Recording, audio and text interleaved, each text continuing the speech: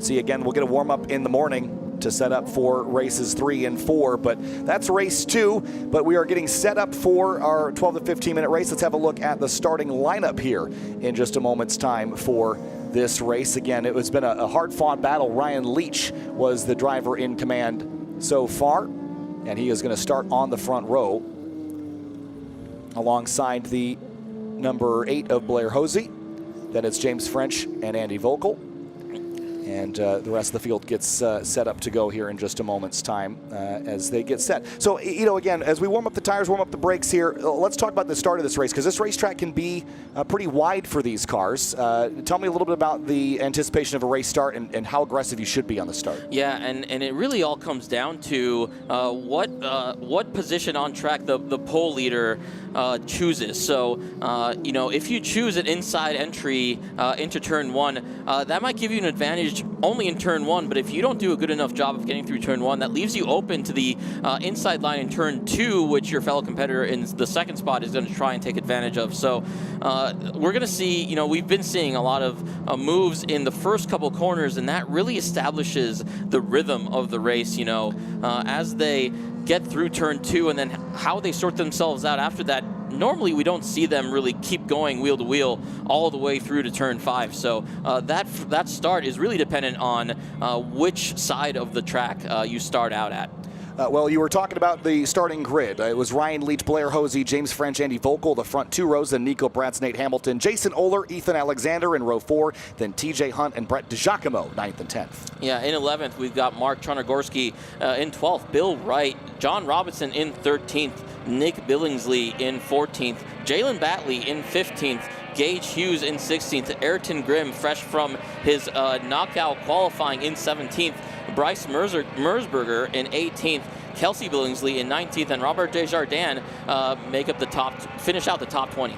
And in 21st place, it's Tom Kirsting in the number 75, Lee Kellert in the number 13, AJ Campo in 23rd alongside Jared Anderson. Then it's Jake Sanders, Tim Burkhardt, John Howe, Pat Brady, Chuck Desjardins, Paul Klitsch, and Larry Brady rounding out your top 31. Matt Wilson and Jeremy Boysen bringing up the rear of the field. Field's doubled up here, Ito. It's about to get wild. If you're here at the racetrack, find a fence, because the Gridlife Rush Series Race 2 is about to be headed your way. Yeah, and Ryan Leach has chosen the inside line into turn 1, so we'll see whether that pays off for him into turn 2 and 3. Doubled up, here we go. As we make our way towards the start stand, the green flag will be at the later of the flag stands here. Yeah, the back of the pack not quite grouped up quite yet, but they'll keep it, they'll roll it for the top 20. They got the green flag pretty early on before they hit that flag stand.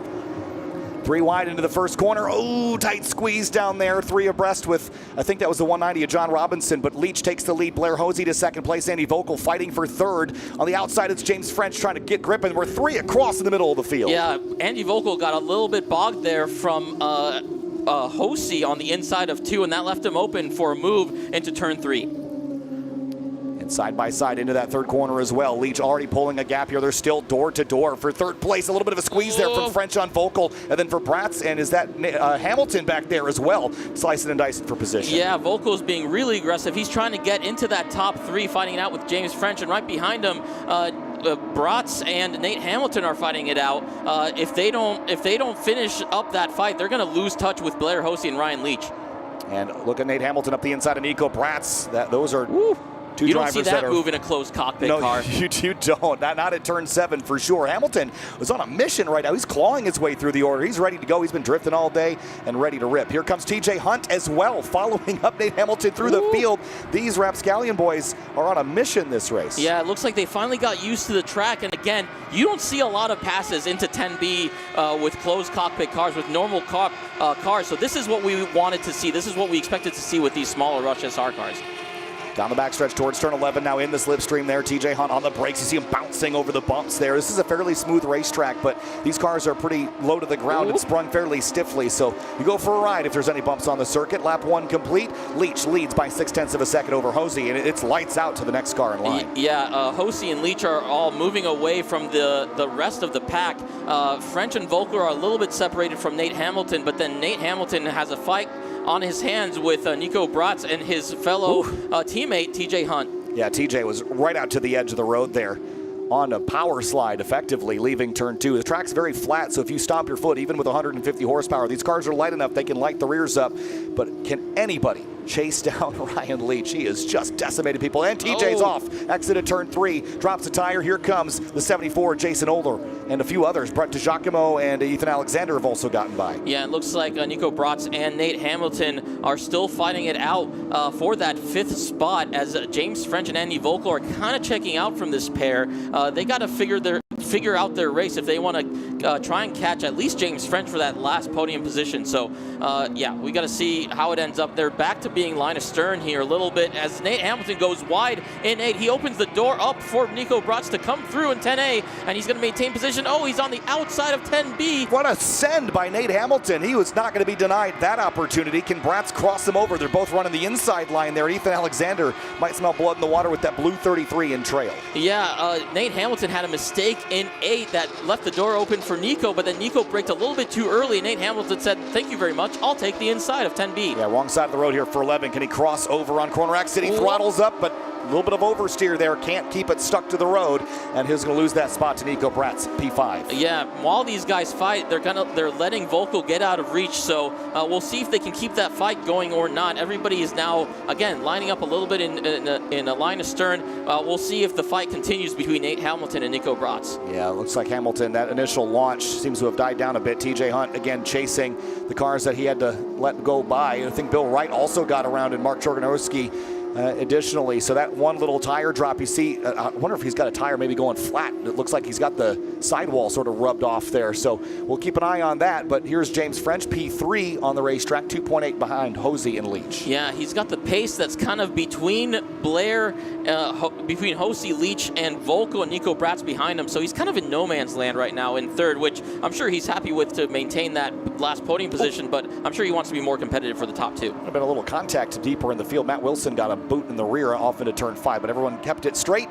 There's a look at Andy Volkel, and he has not quite had the pace that he's had at the first 2 rounds back at Carolina Motorsports Park in Road Atlanta. He'll be frustrated with that. Here's the 51, Gage Hughes, alongside John Robinson here in the orange and green car, and Hughes makes his way around. Here comes Ayrton Grimm in the 121, the pink car. Oh, Hughes gets real sideways in 8. He made a pass from 7 to 8, which again, you don't see very much. Oh, and it looks like Hughes going to come in on the inside, leaves the inside open for him to take it around 10B. Yeah, look at Ayrton Grimm. He's going to take him 3 across, leaving turn 10. Not quite.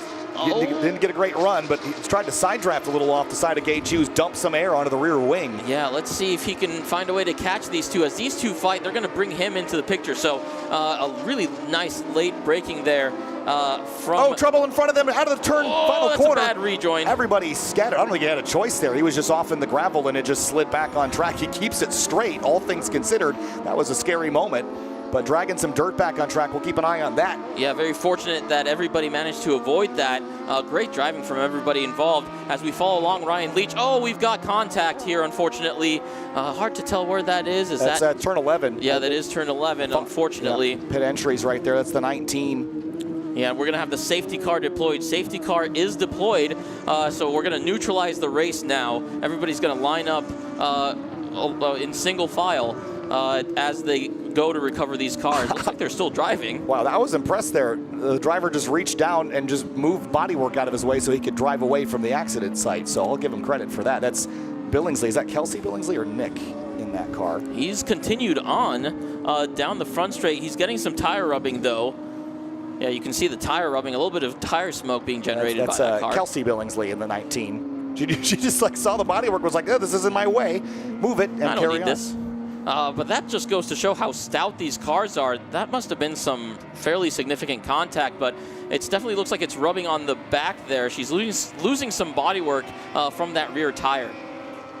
Yeah, and again, just seems like there was some contact there on the right front of the 19, but that's a lot of damage. But again, it seems like it's mostly bodywork, and there's obviously a fender rub somewhere, but there's still some time. If we get this cleaned up, we can go back green. She clearly feels that the suspension is still aligned correctly.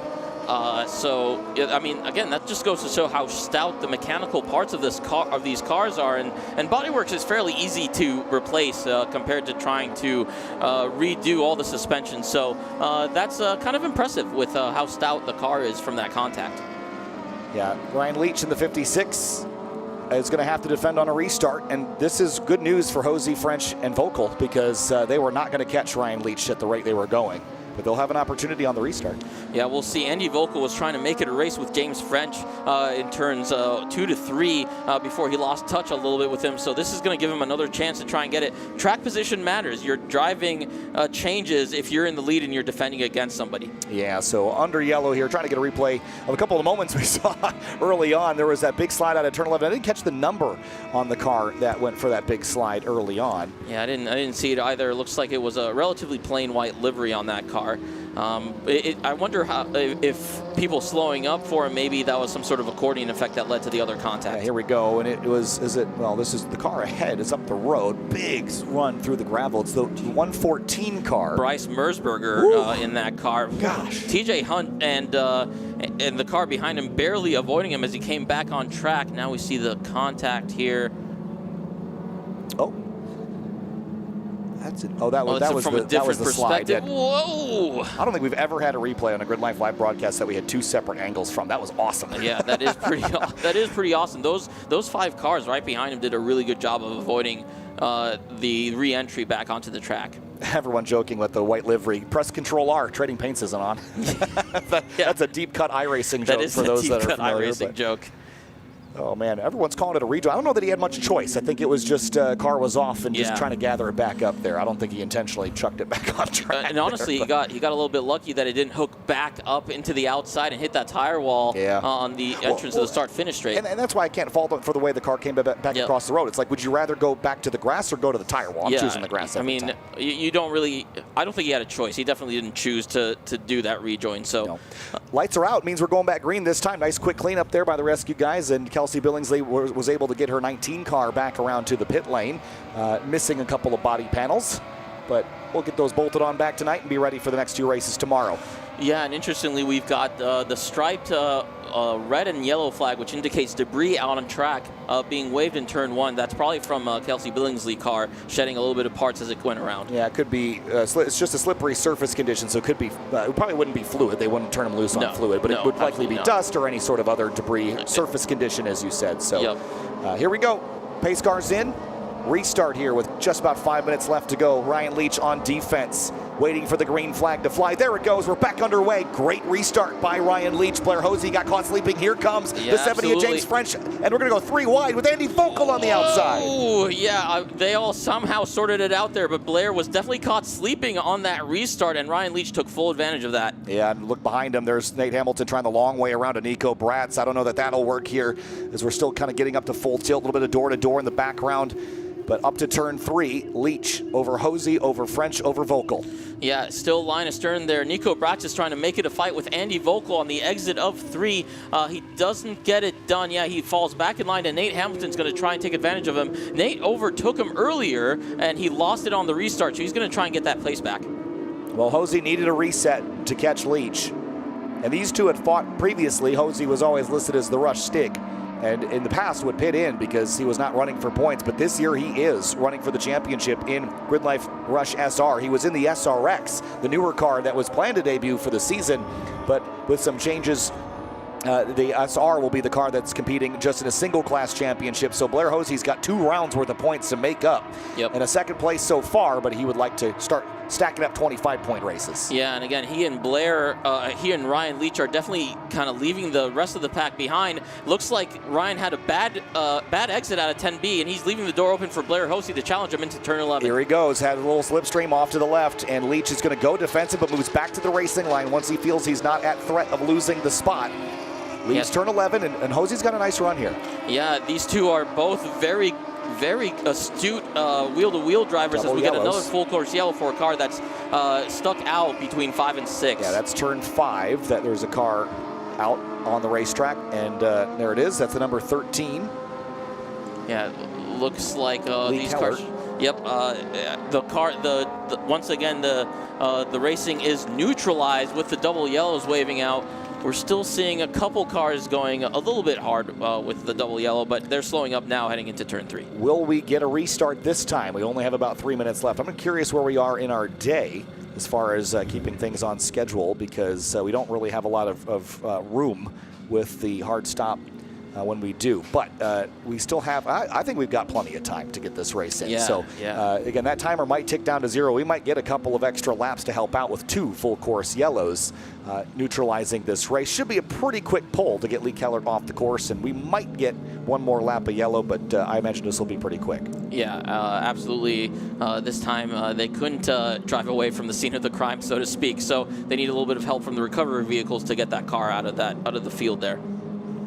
Yeah, and again, not exactly sure. Didn't see that car go off or how it went off or if it's damaged or something broke. But for now, we're behind the safety car for the 2nd time in Gridlife Rush Series Race 2. And again, it's another opportunity for Blair Hosey to have a run on Leach. He almost had one out of 10B last time around, but the slipstream in these cars, I think it's really strong at places like Road America. We saw that last year, but this back straightaway at Gingerman Raceway isn't really long enough. You can start to get a draft. It's enough to maybe stop the bleeding. If you're losing ground, I don't think it's enough to really gather a lot of momentum to make a pass. Yeah, it's a different dynamic here. We're seeing passes going into 10B. We're seeing passes in 7, 8, 9, which we don't see typically with bigger cars. So I think the dynamic has changed. I think they're making passes when the car in front of them makes a mistake in some of the high speed sections, and they take advantage of it either right there and then or into 10B, where their narrow width allows them to take advantage of it and actually make passes in 10B.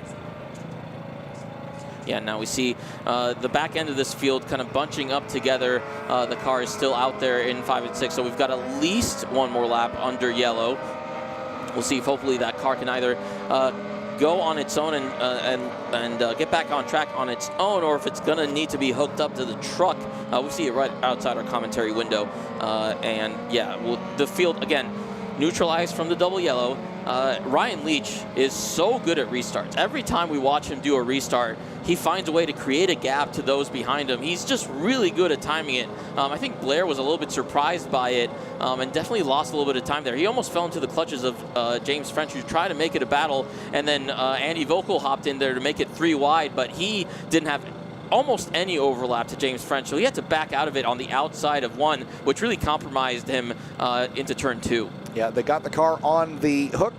They're pulling it around. We'll see where they decide to put it, but we're going to get at least 1 more time around Gingerman Raceway behind the safety car. No white flag, though, so we might get a 1 or 2 lap shootout. Again, I think we've got time for 2 laps, I think, but we'll see. That they try not to do a 1 lap shootout when possible. Yep. But again, the timer has elapsed, but that's okay. The reason why, again, we have a 30-minute time block for all of our races, and all the Gridlife races are somewhere between 12 and 18 minutes, but we have that flexibility for moments like this when we have time in the schedule. And, the rules are pretty clear that the race time can vary based on conditions. Sometimes it's a little shorter because it has to be. So sometimes we give this some time back when we can. So that's why the timer is hidden, and we'll get the white flag when we get the white flag. But for now, we follow the safety car. Yeah, and it looks like they're pulling that car into the inside of 5, which is a pretty safe place for it. So, yeah, we're probably going to go green this next time by, and then we'll see whether we get whether it's going to be a white-green flag waved or just the green flag, which would indicate at least more than 1 lap. Yeah, pretty quick laps around here, the 135s or so it only takes about 3 minutes to do 2 laps. You have to also count in the cool down and the pit in, because we've got an IBOC GLTC race upcoming next, and if you haven't yet seen IBOC GLTC, get ready to watch some excellent single class racing with cars from very different backgrounds and very different ideas on how to go fast. It's going to be a blast. Yeah, I noticed that Nate Hamilton got by Nico Bratz at some point. It must have happened some point before the double yellow. They were fighting it out for that 5th place spot behind Andy Vogel. So we'll see whether they stay in that same positioning by the end of this race. It seems like Hamilton was really aggressive on the initial start. I think the same was true on the restart. Just can immediately get up to pace, and I think that's helped him gather up some spots. Lights are out on the safety car. Next time by, Ito, green flag will wave.